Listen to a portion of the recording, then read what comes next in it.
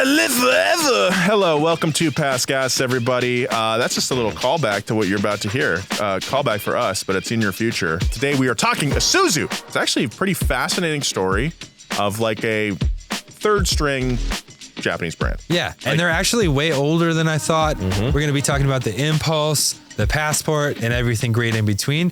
And we got Justin here. I'm here. Let's do it. It's January 25th, 1987.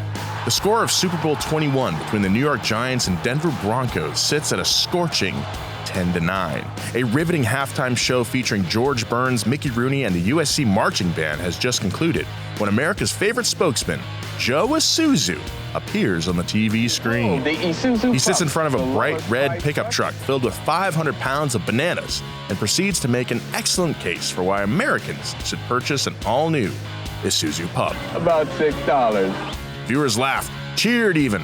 Americans love Joe Isuzu, and the car manufacturer's balance sheet reflected that. 1986 was Isuzu's best sales year ever in North America, and it seemed that Joe and his lineup of unique cars were giving the big Japanese manufacturers like Toyota and Honda a run for their money. But unfortunately for fans of the plucky underdog, this was not the case. Sales of Isuzu vehicles were plummeting, and 20 years later, the company officially punted on selling cars in the US. Today on Past Gas, what the heck happened to Isuzu? How could a company that built such a strong foothold in pop culture during the 80s and 90s become such a failure in the 2000s? And where are they now? The answers to those questions are as winding as its namesake, Japan's Isuzu River. This is the rise and fall of Isuzu.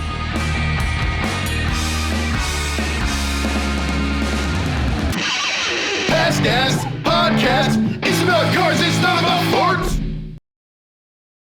I want to know who in 1987 was like, hey, let's get, George Burns, like one of the top country artists of this year. And let's also get the guy who did Yellowface from Breakfast at Tiffany's. That's going to be a great Super Bowl halftime show. And you know what we're going to do? We're going to mix that with a marching band from an elite private college. That'll really speak to middle America. Yeah, now I'm getting into it. Welcome back to Past Gas, everybody. My name is Nolan Sykes. Across from me is Justin Freeman. Hello. And Joe Weber, what's up? My new name is Joe Isuzu. What's it gonna take to get you in a new rodeo? Does a new rodeo exist? No, this is me in 1987. There you go.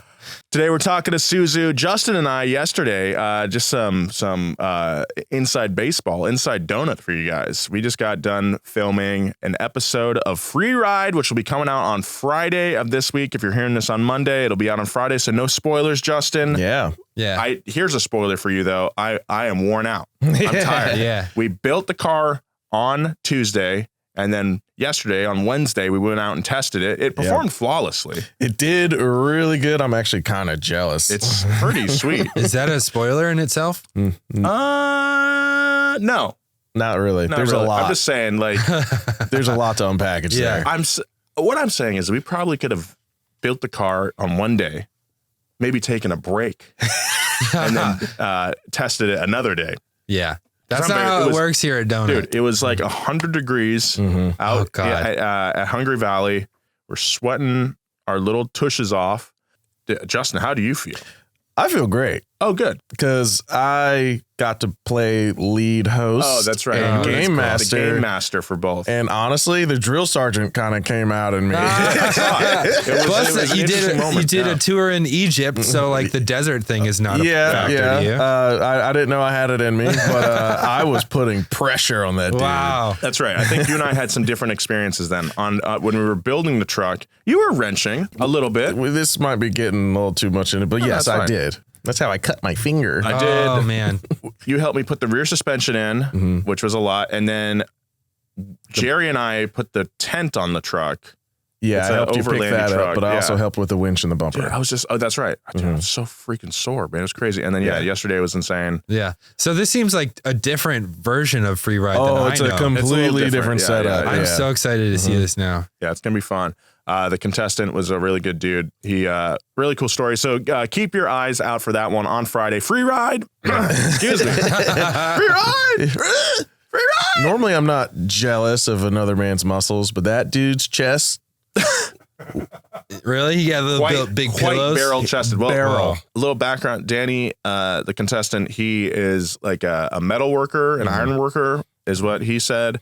He like works building skyscrapers and like big buildings and stuff with rebar and welding and all that kind of stuff. So He's just lifting I-beams over his head. for real. Pretty much. Like, he's the dude's yoke. Anyway, we won't say anything more. You got to check it out on Friday. Free ride. It was a good time. And when you guys were doing that, I was doing the interview of a lifetime. Oh, that's I got right. to interview Jay Leno at his garage. Whoa. Yeah, it was super cool. This is already old news at this point when this episode comes out. Yeah. Because it was for Big 3 that is happening next week, which is like 2 weeks ago, 3 weeks ago when you hear this, 2 weeks ago when you hear this. Time dilation, people. But man, that was dude that is fun? Was that a good time? without, I don't even have to say this, but that guy is such a pro. Even the way that he telegraphs, like he's so accommodating in every part of his life, including like interviewing, like he can telegraph to you when he's kind of wrapping up a sentence and then he starts to look at you and then he finishes that sentence and that cues you to ask another sentence or question. Wow. It was so cool, man. I learned so much just by like sitting next to him and asking him There's questions. almost like there's an art form to this. Oh, Yeah. It's a definite skill. How close did you get to him? Oh, I mean, I shook his hand. My knee was almost touching his knee. I was crammed in a small 3-wheeler with Oh, whoa. it. Yeah. And he's bigger than you think. He's bigger. Like I thought he was going to be like He's tall. 5'6", Yeah. but he's like maybe an inch smaller than me. Yeah. Was that your first time at his garage? Yeah, dude, Oh, it's that's great. insane too. That's just like endless back rooms of cars. And it's not just like one thing. No. He has so many cool oddball things. tastes in there. Like it's like there's just a Miata A lot in of there. tchotchkes, too. Oh, a clean Miata. A really with nice like Miata. What looks to be like a little I think it's front supercharged. dam or something like. Yeah. It has Aftermarket. It looks well driven too. So I was surprised at my favorite car in there. I knew his favorite car was the 1928 Walker Duesenberg Coupe, $30 million car. And I was like, man, this thing is sick. But my favorite car was the Hemi Coronet in the corner. That thing is Is that the green one? so nice. Is it green? Yeah. Yeah. It's the perfect shade of green. It's thing's sitting sweet. next to a Cyclone also. So cool. Yeah. Super sick. Super sick. And Audrey got to go, right? Yeah. Audrey, Hell yeah. That's sweet. Props of the gig. Hell yeah. The crew went, so I'm very happy for that. Podcast crew finally getting into the garage. Yeah. Hell yeah. Okay, so I want to ask you guys what your perception of, Justin, we'll start with you, what your perception of Isuzu was. Last time you were on the show, you had just bought the Isuzu Impulse. Yes.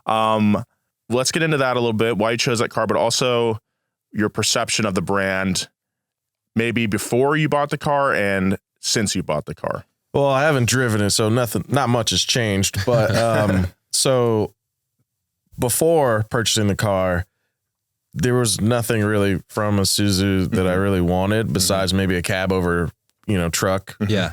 A ramp truck, maybe, because that's what they were known for, commercial vehicles and whatnot. But the Impulse specifically, Giorgetto Giugiaro designed it. Yeah. And that immediately was just like, I love this thing. The designer of the century. Designer of the century, designer of my Subaru SVX. Oh, wow. Yeah. Designer of the DeLorean. It's Mark just I Golf. Yeah. And Isuzu essentially told him, make your favorite car. And that's what he did. awesome. He made his signature design with this car. And I love it. It's rear wheel drive. It's manual. They came with a turbo later. It's very 80s. Very 80s. Eyebrow pop-up lights, not a full flip. Yeah, those are sick. really cool. Whoa. Yeah. Interior is like amazing. Wait, what do you mean by eyebrow pop-up lights? So instead of it tucking away and folding up, they just lift. Oh. So it's just almost doing like this. It's really funny. almost like raising his the eyebrows. squirters that come out of your hood sometimes. Kind of, yeah. the lights. I'm not like an Isuzu diehard. It's specifically this car because we'll probably get into this later. What happens with Isuzu is they just get connected to other manufacturers. Yeah, Yeah. they're like the Busta Rhymes of car companies. They're trying to always featured. I was trying to think of like band analogies, your Toyotas and your Honda. That's like the Rolling Stones And or like the Beatles. the Beatles, like, okay, yeah, classic standbys. Then you got like your Subaru and your Mazda, which I think back in the 90s, especially in early 2000s, even the 80s, 90s, like that was like your Radioheads. It's like, okay, you got to dig a little deeper, you know? And it's like, but it's like not that deep because like, you know, Kid A is like pretty listenable, you know, or like In Rainbow is very accessible. It's not for everyone, but it is like zeitgeist. Yeah, exactly. Exactly. It's influencing. And then you have your Isuzus and like your Daihatsus, right? Where they manufacture like crazy. Yeah. You they gotta be a real develop freak. things, and that's why they get picked up by other bigger brands. That's almost like a Willie Nelson, who you're like, oh, he wrote that song? He didn't make it popular, but like he wrote that song. Bingo. Yeah. Bingo. So yeah, I'm really excited to finally get it driving. I dropped the tank. oh yeah. I It's saw been that. sitting for a very long time. we were and showing it does the- not look good. So. We were showing the writer yesterday, this writer that came in to have lunch with us. And I opened up the little fuel flap door? and just see the ground. I was like, what's going on with this? But luckily, Isuzu didn't change much. Yeah. So like, there's a lot of parts still available. yeah. That's Except awesome. the gas tank. I'm excited for your journey. Thank you. Thank you. All right. Well, let's get into our journey here with the story of Isuzu. Woo! The early 1900s were a time in Japan when several different companies with experience manufacturing everything from boats to looms and textiles decided to dip into the vehicle manufacturing market, or the auto industry. In 1916, the Tokyo Ishikawajima Shipbuilding and Engineering Company decided to make landfall, adding cars to its successful shipbuilding enterprise.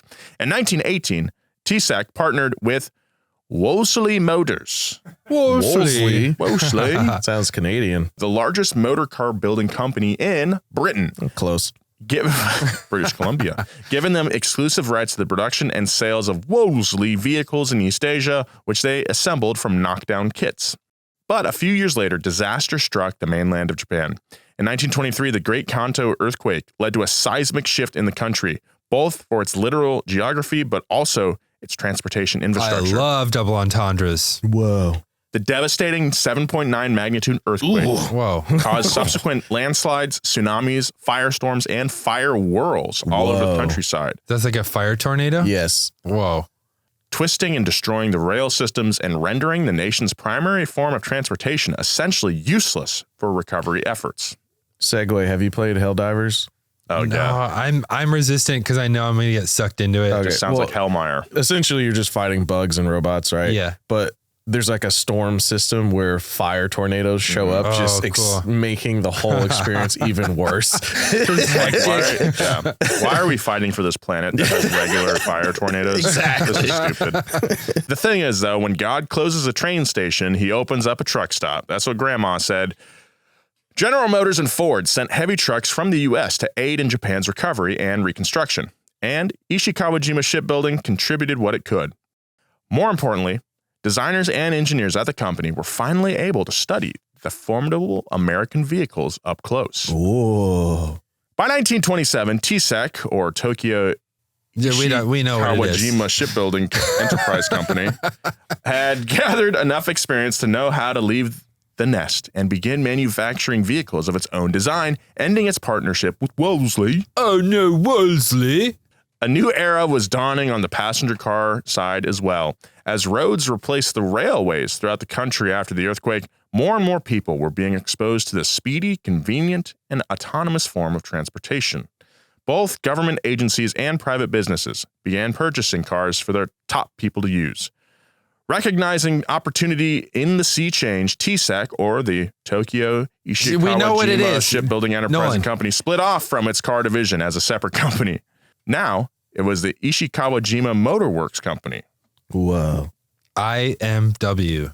1933 was a huge year for the Ishikawa Motor Works. Ishi Motor Works. Fine. I like saying it. Ishikawajima. How could you not? It is satisfying. Ishikawajima. Ishikawajima. They launched its first government standard model car called the Isuzu, Whoa. named after the river that flowed past one of Japan's most sacred shrines. It also began producing the Sumida, named after a different river that flowed past a different sacred shrine, which was an armored vehicle that was unique because its 6 wheels could be changed out to either ride on train tracks or drive over ground terrain. That's awesome. Later models of the Sumida were used by the Japanese Army and Navy. There's a YouTuber that drives one of these, like a little car that can go on rail tracks through the desert, and he'll go on all these like day-long adventures. And is it Preston Goes? Yeah. Yeah. That I guy's love great. that dude. Yeah, he's really good. And as if 2 monumental vehicle drops weren't enough, they also established a company specializing in what is still the foundation of Isuzu to this day, the development of diesel engines. By 1936, Auto Industries Company had developed 2 diesel engines, the DA4 and the DA6, which are the basis for all future Isuzu-produced diesel engines. They were the iPhone 1 of diesel engines as far as Isuzu is concerned. So they weren't the people who made the cell phone. They're the ones who made a really good cell phone. Or even better, Mazda didn't make the rotary. Right. They perfected the rotary. Yeah. Right? Oh, dude, The Jay Winkle. had an amazing Cosmos. Is that what it's called? Oh, the 4-rotor? The original Mazda rotary. Yeah. It's so clean. So Oh, wow. cool, That's man. cool that he has that. To learn more about Mazda, check out our 4-part history on Mazda. That is a good plug. 1937 marked the final merger of companies with captivating names when Automobile Industries joined with Tokyo Gas and Electric to form Tokyo Automotive Industries Company, which the Isuzu Corporation recognizes as its official inception. For the next 2.5 decades, Isuzu established itself as the commercial truck, bus, and diesel engine manufacturing company in Japan. During World War II, they supplied vehicles to their country's own military, updated versions of the Sumida, and the versatile TX40 and TX80 heavy trucks, which were used as fire trucks, tank trucks, dump trucks, and more. In the early 50s, the tables had turned, and they provided vehicles to the United States during the Korean War. The company name was officially changed to Isuzu in 1949. Was it Datsun we were doing last time? They also just kept changing names, more mergers, more name changes. Yeah, that's a theme with all Japanese companies is like they're always merging. They're always like working with outside companies. I mean, apart from like during the war. Right. But the names are like most of what we talk about are how they merge names and do stuff It's like so that. much better than what like Stellantis. I know. I'm so sick of fake words. Yeah. Like for car names and shit like that. Or just hospitals. I think the hospital. Hospitals. Yeah. So where I'm from, this one hospital company decided to start buying all the Eastern North Carolina hospitals, and they created Vidant Health. And it was like, It sounds nice. In 1959, Isuzu launched Japan's first fully cab-over engine truck, the 2-ton Elf, That's a which big elf. quickly became a bestseller in Japan. Originally only available with the 1.5-liter petrol engine with 60 metric horsepower, so probably like 59 horsepower, it vaguely resembled the already popular VW bus. And 7 generations later, the ELF, the Elf, holds the #1 share in the domestic light utility market today. Whoa. Because of its versatility as a standard truck, box, or flatbed. In the US, they're also rebadged as the W Series for Chevrolet and GMC. already starting. There you go. There you go. Oh, yeah. You see these things everywhere. Oh, yeah. They're very inconspicuous, but you'll probably see an Isuzu on your drive today if you live in a city. But it won't be badged Isuzu. Yeah. 3 decades in, the Japanese auto industry still wasn't geared towards private individuals and was almost exclusively utilized by companies, government agencies, or for public transportation in the form of cabs and buses. But that was about to change. What? Yeah. Some people just know the best rate for you is a rate based on you with Allstate. I take a lot of pride in my driving. I'm very safe behind the wheel. So why should I pay the same rate as someone who isn't? It just doesn't make sense. With Allstate, the more safely you drive, the less you'll pay. Who doesn't want to pay a rate based on your own safe driving? You're in good hands with Allstate. Not available in every state. Rates and potential savings vary, terms and conditions apply. In some states, your rate could increase with high-risk driving. Allstate Fire and Casualty Insurance Company and Affiliates, Northbrook, Illinois. Hey, what's up? It's Nolan, and I'm so excited to tell you about our sponsor today, Hankook Tire. That's right, Hankook, the official tire partner of Donut Media. This is super exciting. We've been looking for a tire sponsor for a long time, and Hankook is on board. The Dynapro SUV and light truck tires made by Hankook offer off-road traction in tough terrains without compromising on-road comfort. Designed to suit a wide range of vehicles and with an aggressive design that offers both protection and good looks, Dynapro SUV and light truck tires can take you from point A to who knows where in comfort and style. And with a long tread life thanks to Hankook's durable compound, you're sure to get both on and off the beaten track again and again. I used to do some endurance racing. I used to spot on a NASA Works team, and the tire that we used for that class was a Ventus. So if we can use one set of tires for a whole race, I think you guys will be pretty happy with it too. So get your tire journey started at hankooktires.com and see just how far these wheels can take you. That's HANKOOK, hankooktire.com. Thank you so much, Hankook. By the late 1950s, Japan was experiencing its first extended stretch of stability in decades. The post-World War II economy had finally recovered, and Japanese citizens, especially influenced by American consumerism, were ready to hit the roads. With its commercial business humming, Isuzu's designers were like a middle-aged dad who decided to dust off his old guitar, turning their attention towards the exciting world of passenger vehicles. In 1961, Isuzu independently designed and produced its first passenger vehicle, the Belle, which was also Japan's first diesel-powered passenger car. The Japanese tradition of high quality and deep meaning extended to the name. Isuzu means 50 bells, in reference to the 50 bells of the Ise Grand Shrine, which the Isuzu River flows past. So Belle was a combination of bell and the letter L, which is Roman numeral for 50. That's deep. Dude, follow the numbers. The Belle was Japan's first sedan with a 2-liter engine, which engineers hoped would make it stand out against its competitors at Toyota and Nissan.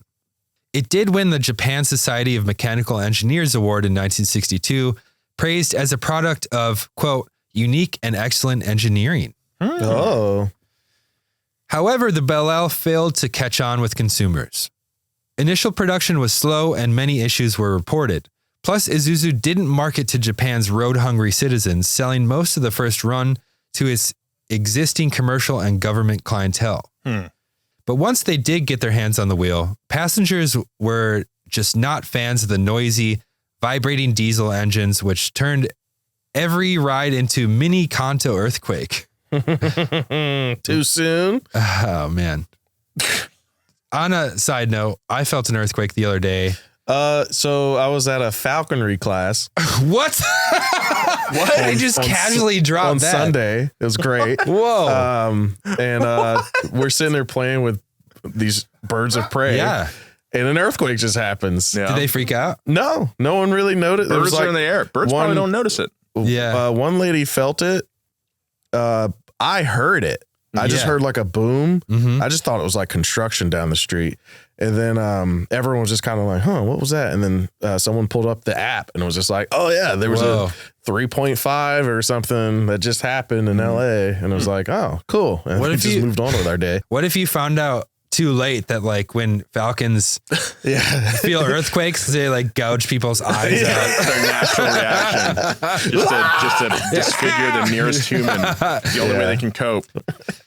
So basically these like kind of unreliable diesel engines would become Isuzu's identity, like a nasty baseball pitch that just misses the strike zone. Their designs and engineering were exciting in theory, but slightly off target in their execution. In 1964, Isuzu launched the Bellette GT featuring a 1.6-liter single overhead cam petrol engine. It was the first Japanese car to wear a GT badge. A later model, the GT Type R, was featured in the Gran Turismo PlayStation games. I like the transition from Belle to Bellette. Yeah, that's like the tiny, smaller, maybe feminine version. I don't know. It's a little sleeker. Dude, this thing's sick It's as a hell. little sleeker. Oh It's my nice. God, I want this. I want it. Oh, I yeah. need it. But Isuzu models were barely competing with their contemporaries like the massively popular Toyota Corolla and the Mazda Carol. Carol. I think we mentioned it in the Mazda episode. So in 1968, the top brass at 50 bells brought in a ringer, but not just any ringer. The future car designer of the century, aforementioned Giorgetto Giugiaro. Giorgetto. I still don't know if we're saying it right. I don't know. We've said it a million times. Could be Giugiaro. Giorgetto Giugiaro might be how you say it. Basically, we'll just call him Tiny George because that's what it means in Italian. Nice. Oh, Tiny George. At only 30 years old, Italian designer Tiny George was already a legend. His resume to that point included designs for 5 Alfa Romeos, the Aston Martin DB4 GT Bertoni, Jet, 2 Ferraris, 2 Fiats, 2 Maseratis, and 2 Simcas because doubles are good, triples are better. This guy's like the Cody Ko of car design. Yeah. Oh, wait. No, He's sorry. the Tiger Woods of car design. I don't even know if that reference is a good reference, too. Unless Tiger Woods won 2 of every competition. No, I think it's because Tiny George was running from his wife who smashed his car windows in with a golf club. Nice timely reference for you. For Isuzu, Tiny George designed the 117 Coupe. The rear-wheel drive fastback was beautiful, but since it was essentially handmade, production was extremely slow and very few of them were actually sold. This isn't a Isuzu, man? Yeah, looks insane. Looks Italian. Bro. That's why they went to Designer of the Century. Yeah. Having been sidelined for a few years since working on the Balel, the boys in Diesel were eager for some action. So a few variations into its existence, the 117 became the first diesel-powered sports car, which is also awesome. That's a flex. Not as cool anymore. No, yeah, I mean, it's a what? cool, like, You don't cool like on it's a paper. diesel-powered sports car? It's interesting. Have you driven one of those diesel turbo BMWs? No. They're but awesome. Oh, really? Yeah. I had a buddy that used to do like not smog, but he would take all the, filters and crazy stuff out. He would take all the emission stuff out of it and it would just turn it into like a fun turbo car. It drove like you would expect a regular turbo car, but it was diesel. Yeah. So you got 50 to the gallon. And it was super torquey. And you had all the fun turbo noises and everything. Whoa. So it's like, don't sleep on diesel sports cars. I don't know why there aren't more of them. Yeah. Big petrol. This coupe's bottom line was a familiar one for Isuzu. Exciting design, but sales remained lackluster. And although Isuzu was a recognized leader in the truck market, its rapid development of new models in all sectors had left it financially weakened. Things were bad enough that the company attempted to broker partnerships with Subaru, Mitsubishi, and Nissan in order to steady the ship, but all 3 deals fell through. It was looking like Isuzu might have to retire from the race until the 11th hour when an American behemoth swooped in. Okay, back to the diesel sports car thing. Why aren't there more of them? Yeah. Just before we move on, I'm going to lay out why I think that's not the case. That big petrol, guys, the petrol companies make the diesel. Yeah, that's not the way. I think it's because for decades in the States, like diesel engines were heavy duty, right? That's like what you have in your big trucks. If you got to tow like a horse trailer or race trailer or whatever you need, get some work done. I just feel like that connotation after like decades of consumer training, basically, you're telling people that this is meant for only work. And then you're going to try to sell a small car, like a luxury car, like a BMW with a diesel, even though it makes sense over in Europe. Over here, people are like, what, like a truck motor in my car? That's not how it works. I don't want a truck motor in my car. The market water, like I don't think toilet? it took off here because the market training like that. Also, I just don't think diesels sound as good as gas engines. And I think that counts for a lot. I kind of like a turbo diesel. It's like it's just like Harley guys, man. Like not everyone likes a Harley because it's so loud and vibrating. Maybe you just don't like whistle tones. I just think like when you rev if you want a sports car, half of it is about the noise, right? Yeah. Like you want that, like that nice noise. Yeah. Diesels don't necessarily have that. Have you driven a small diesel? I think once, but again, I did like, dude, it's a BMW you're talking about, right? Like a diesel, like it's a straight 6 turbo diesel. Yeah. It just doesn't sound the same. And you're only revving to like 3,500. Really? Yeah. I mean, yeah, probably red lines at like 4. Probably 4. Yeah. So I think that's why I don't think it's any like malicious conspiracy. I just think people. Oh like, no, if it's entirely marketing. Yeah. It's market. Yeah. It's not just marketing, but the market itself. Yes. You want your consumer sports car to scream, and when it's going, yeah. I don't know when it's taken off on the line. I know. I don't super tall gearing. I'm not as opposed to it as sounds Nolan. pretty sick. And looking at the list of like, I'm not opposed to it either. I was looking at diesel X5s before I got my pickup truck. oh, As diesel like X5 would actually be a good application as of a that. towing rig, but I just didn't go to it. In 1971, the Japanese government made the momentous decision to allow foreign companies to make direct capital investments in their auto industry, and America's big three immediately pulled out their checkbooks. Chrysler bought a 35% minority stake in Mitsubishi, and Ford bought into Mazda. GM made the same arrangement with Isuzu, buying a 34.2% stake for $56 million, almost $400 million today. It's a good investment. Isuzu was the smallest of Japan's 7 major car manufacturer and 6th for trucks and buses. So it may have been a surprise to some that the largest manufacturer in the world would pick them as their inroad to East Asia. But GM had been working closely with Isuzu since the mid-20s, since that earthquake recovery. After 30 years of dating, GM chairman at the time, James Roche, and Isuzu president, Toreo Aramaki, finally made things official.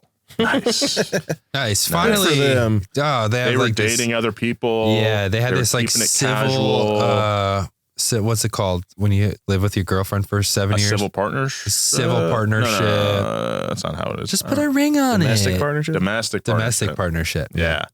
The deal stipulated that Isuzu produced 2 vehicles for GM to sell in the U.S. The first of these was the Isuzu Faster, rebadged in the U.S. as the Chevy Love Truck. I love the Love Truck. Mm-hmm.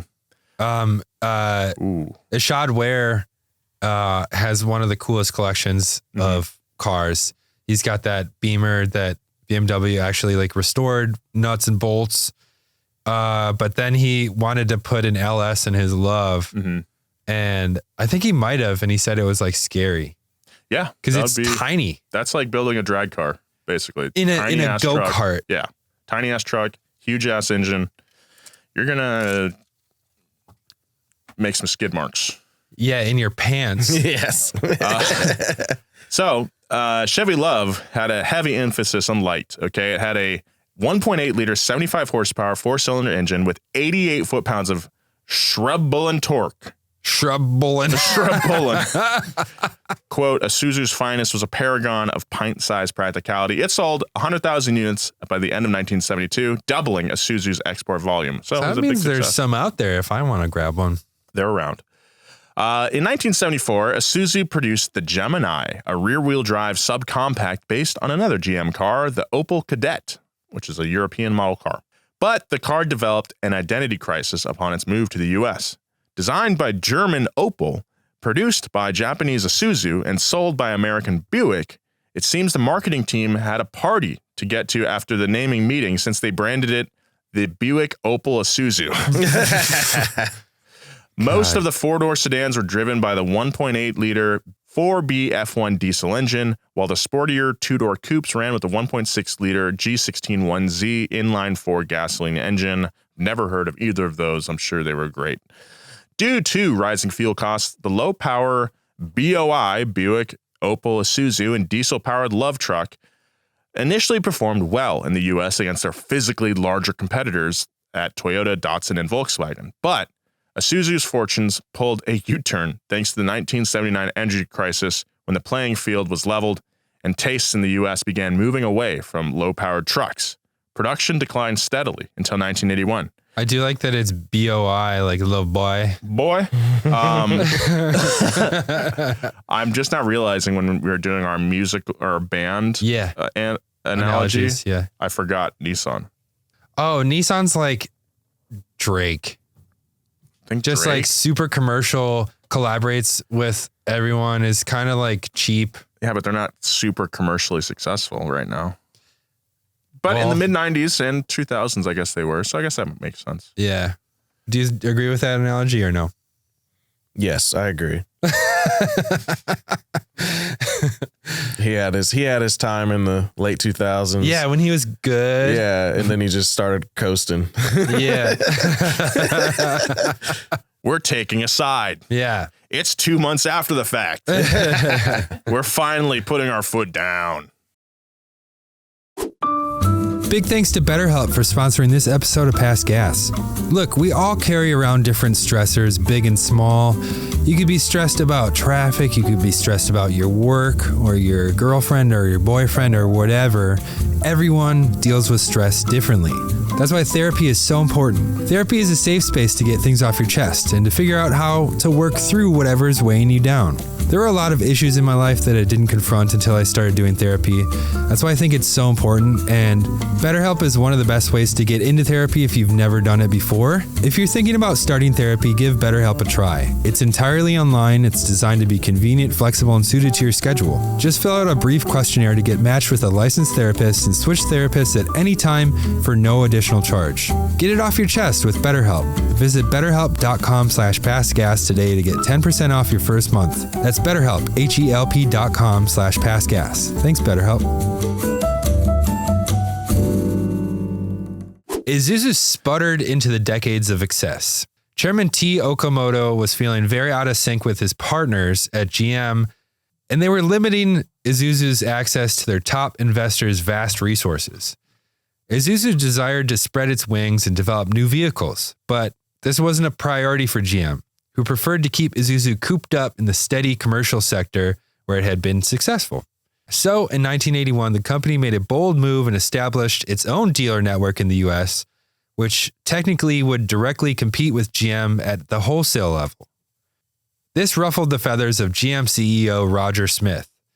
In a landmark meeting in 1981, Smith announced that Isuzu had lost its favor as a global partner with GM.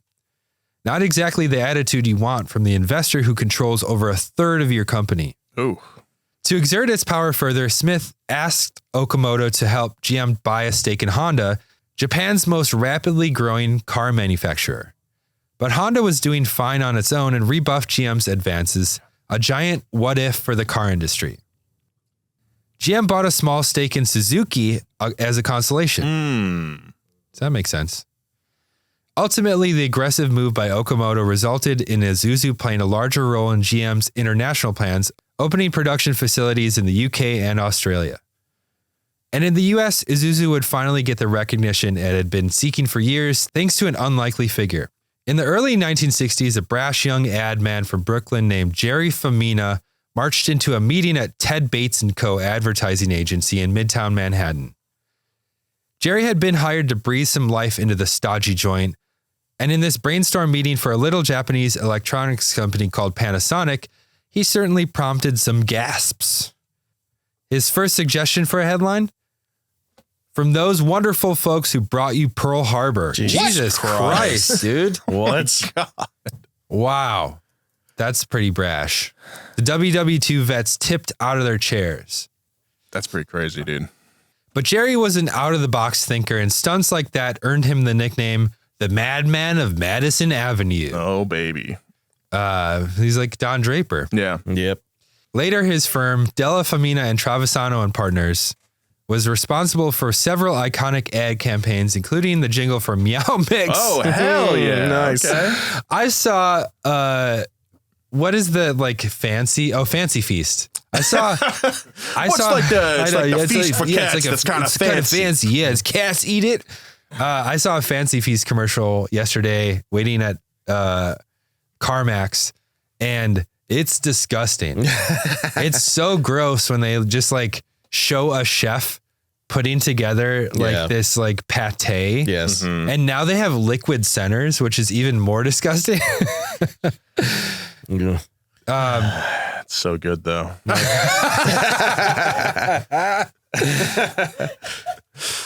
It's like a gusher made of meat. Oh, man. What is it, like Vianney sausages? Imagine that. It's like being filled. Yeah. They basically make that with those cheese-filled hot dogs. I'm just going to say, that's a thing. Yeah, that is good. But they can't feed cats cheese, so it's literally just they hate it. Meat goo in the middle. Hey, we eat meat goo. Hot dogs. Exactly. Yeah. They're Congealed. so good. I had 2 hot dogs yesterday for dinner. Nice. So basically, this guy who made the Pearl Harbor joke also wrote a book about the advertising industry, which was a key influence for the show Mad Men. He basically is Don Draper. Oh, he is Don Draper. All right. In 1986, Isuzu turned to the Mad Men to give their American business a jumpstart. Della Famina's commercial De Grasse aired, starring one of the most dishonest, unethical pitchmen ever, Joe Isuzu. I'm too young for this. That was the year I was born. Oh. To this point, all commercials looked the same. Over calming music, relaxed drivers would wind through mountain roads, returning to their cozy homes. Joe Isuzu broke the mold as a satire of the sleazy, grinning car salesman.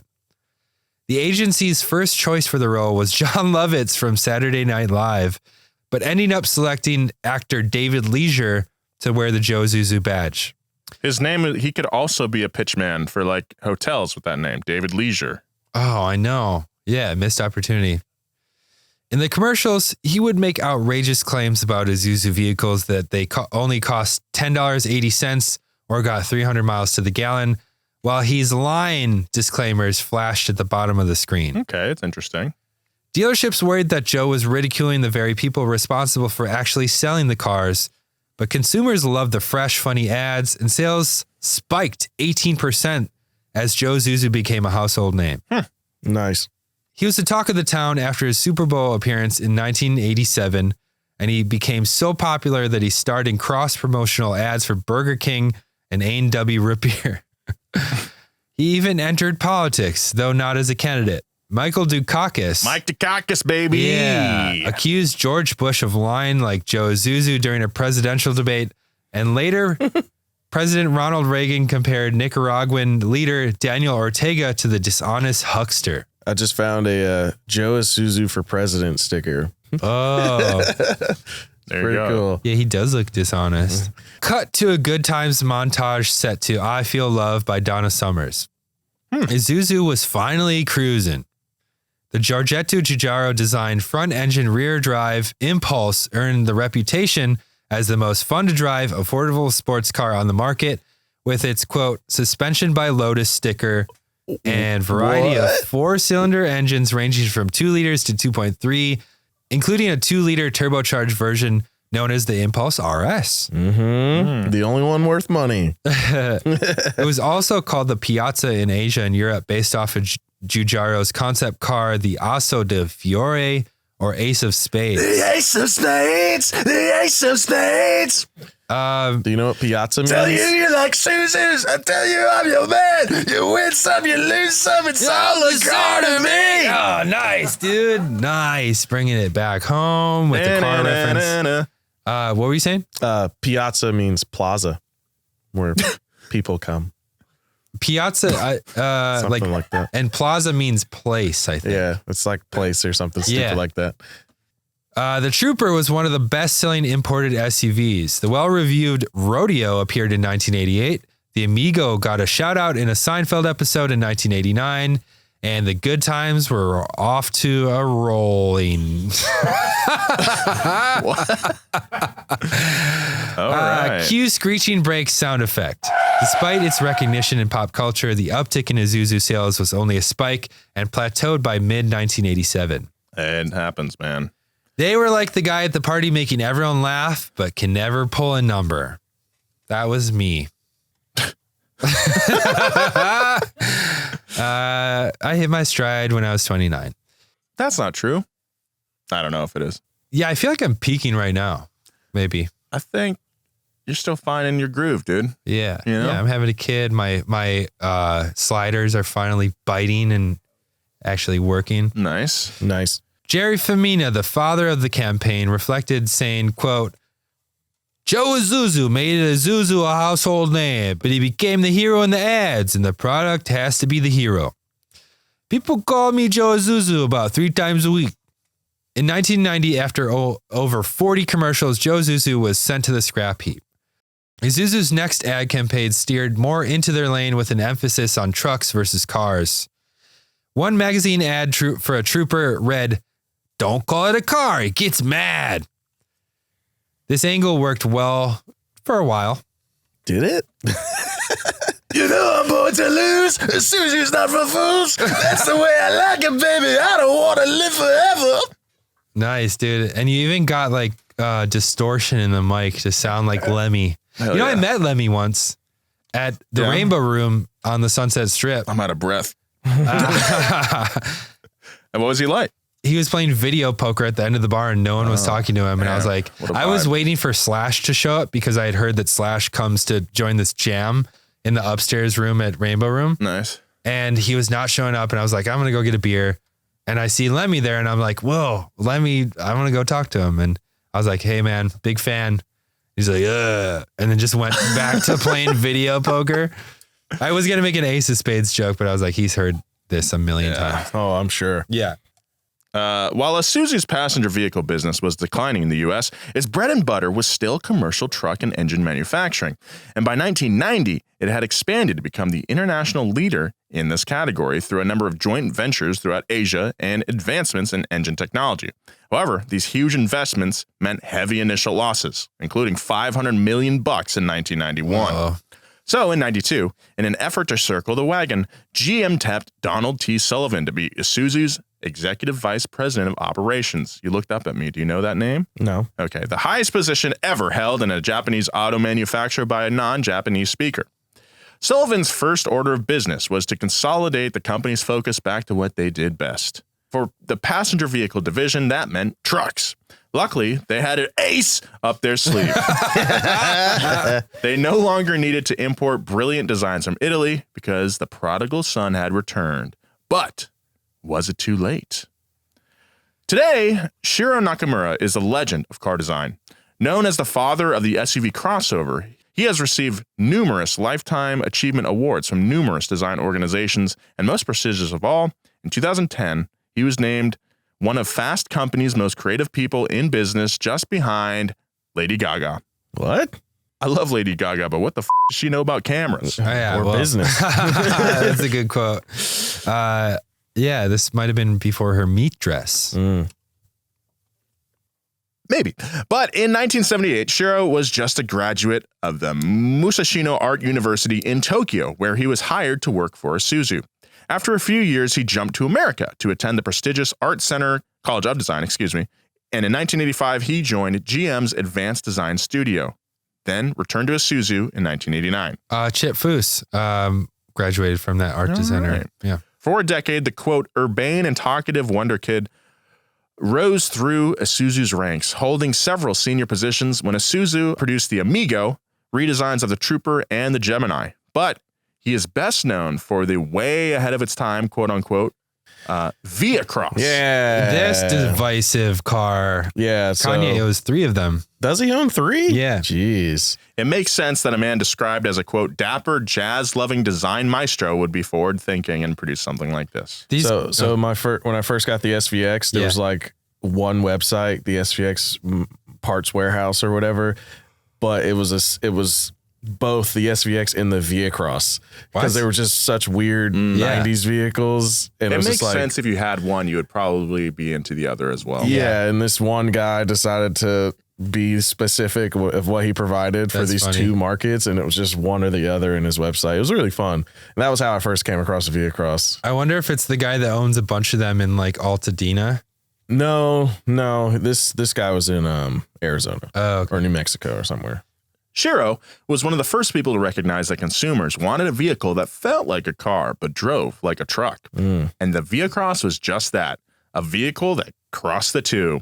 It was powered in the U.S. market by a 3.5-liter V6 engine, which had an output of 215 horsepower. It's not bad. It was highly regarded for its off-road abilities, and Car and Driver described its appearance as a, quote, larger-than-life, self-propelled cartoon character with, quote, little devil's horn projections atop the leering headlamps, and the grille having, quote, fangs. The verdict might have made Shiro's Italian predecessor Giorgetto, or Tiny George, spill his cappuccino. Quote, it's the sexiest Isuzu ever and may well be the sexiest of the sport utility vehicles.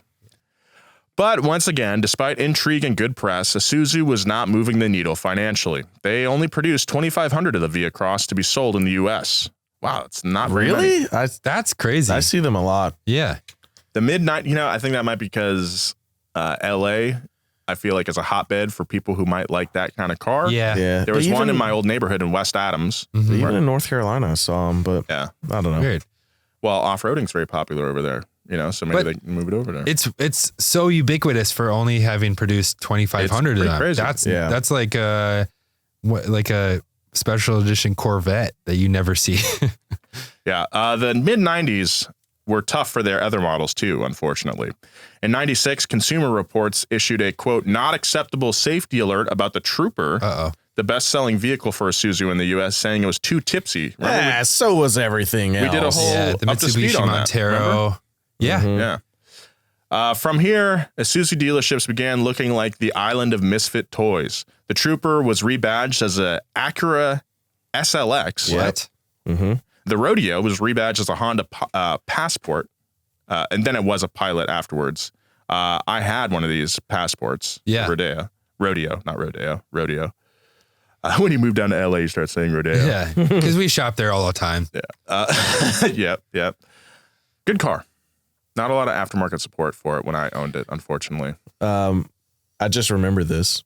So core memory that just popped up. My dad was a huge Trooper fan. We had 3 at one point. Whoa. When I was a baby. Wow. Yeah. I like the Trooper. My mom kept hitting deers though. So I like the Trooper as well. I want my freaking Passport back. Did you eat the deer or did you just leave them? No. Dude, the Trooper is sick. The first ones, cool cars. The round eye Trooper? Yeah. Half door in the back, or it's like a quarter door in the back. That's cool. In a reverse move, Honda also rebadged their Odyssey as the Isuzu Oasis, and the Chevy Colorado was rebadged as the Isuzu I-280 back over in Japan. The company faced further uncertainty in 1998 due to the economic crisis in Asia, which even threatened its thriving commercial businesses. Isuzu refocused on its diesel engine business in 1999, loosening its grip on Shiro. So, after over 25 years working for Isuzu and GM, Shiro left to work with Carlos Ghosn as the lead designer for Nissan. Over the next decade, Nissan would rise to relevance on the roofs of Shiro's iconic designs. Groundbreaking cars like the Murano, the Rogue, the Juke, the Infiniti FX, and many non-crossover vehicles like the Cube and the GTR. Okay. Wow. The FX and the GTR are like the only ones that I actually like how they look. And everyone laughed at the Juke when it came out, and every manufacturer has copied that split eye design. Yeah. True. Shiro rose to become the company's SVP, Senior Vice President, the Chief Creative Officer of Design, and Chief Creative Officer of Design and Branding. Ironically, he had become the Don Draper of Nissan. Who's the Don Draper now? Oh. No, that's him asking. Oh. He's asking I did that Joe meme Isuzu. wrong. I did that meme wrong, from the Tom Hanks movie. Oh, I'm the Don Draper now. Look at me. Sorry. Isuzu entered the new millennium running on fumes. Good analogy. Car related. The company faced financial problems and was forced to restructure, laying off 10,000 employees and relocating principal manufacturing to Thailand. In what would turn out to be its last swing, they produced the Axiom. Based off the Rodeo with a 3.5 liter V6 engine putting out 230 horsepower, it was supposed to replace the Trooper as their flagship vehicle in the U.S. These things are so interesting looking. While it did make an appearance in the movie Spy Kids, it didn't perform in the marketplace nearly as well as it did on the big screen, selling only 25,000 units in 3 years. Meanwhile, the Nissan Rogue, designed by their ex, was selling that many cars every month. Oof. After pulling the plug on the Axiom in 2004, U.S. Isuzu models were mostly GM rebadges, ending with the Ascender, which is the Chevy Trailblazer. In 2007, Isuzu sold only 7,000 cars in the U.S., 2 per dealership per month. That is rough, dude. Yeah, imagine being a salesman. I think Suzuki was selling better than that. Yeah. Oof. In 2009, they closed all dealerships in the U.S. The river had officially gone dry. No. Winding no more. In the 1920s, Isuzu ascended to prominence out of a disaster. 90 years later, it fell into obscurity after its disastrous ascender. They had talented individuals creating unique and exciting cars that hit the roads for decades, from the Bellette to the Impulse to the Trooper and the Via-Cross. But in addition to trucks, they were the worldwide leader in bad timing. Even with GM as a backseat driver, they were unable to carve out a niche among their Japanese contemporaries. It's not all bad, though. Today, Isuzu Vehicles is an international leader in the commercial sector and are driven in over 100 countries, albeit primarily on construction sites and in bus lanes. The company is also at the forefront of developing sustainable and electric commercial transport vehicles, and they do still sell 2 passenger cars in the Philippines, the D-Max and the MUX. And it's possible that Isuzu will rise again.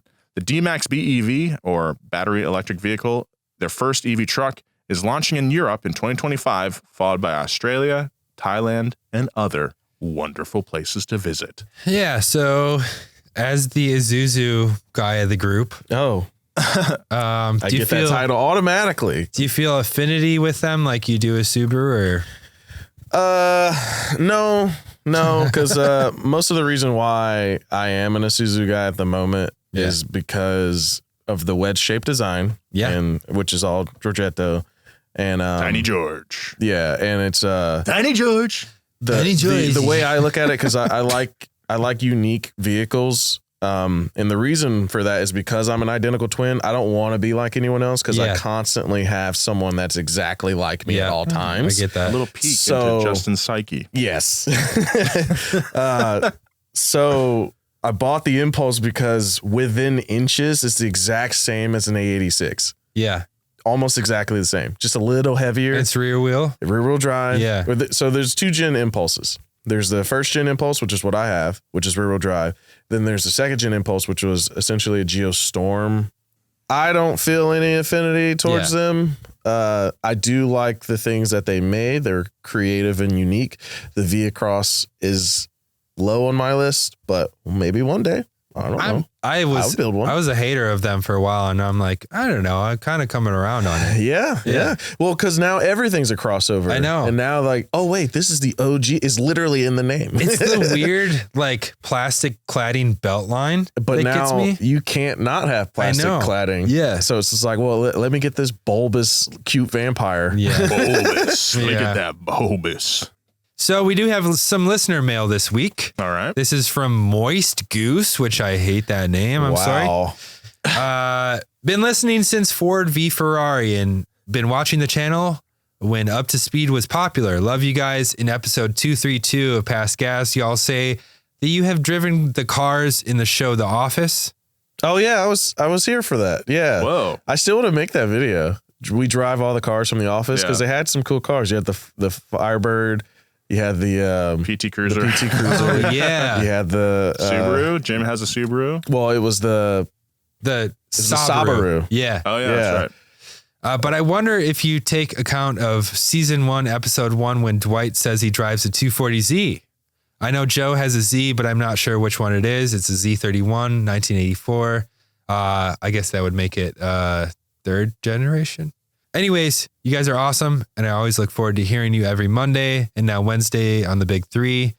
Steven from Houston, Texas. Thank you, Steven, for writing in. Yeah, thanks, man. Yeah. 240Z. Yeah, 240Z. So since we never see it though. Yep. Well, I know a guy who has a 240 and a 280. So all right, my eyes twitching. Let's get out of here. Yeah. On that note, thank you for watching. Follow our guys, Nolan J. Sykes on Instagram, Justin Freeman with 2 A's, and I'm Joe G. Weber. Big thanks to our crew, Audrey Holden, Gavin Kinsel, and our writer this week, Sam Clemmer. Go check out our merch at donutmedia.com, and we'll see you next week. Thank you.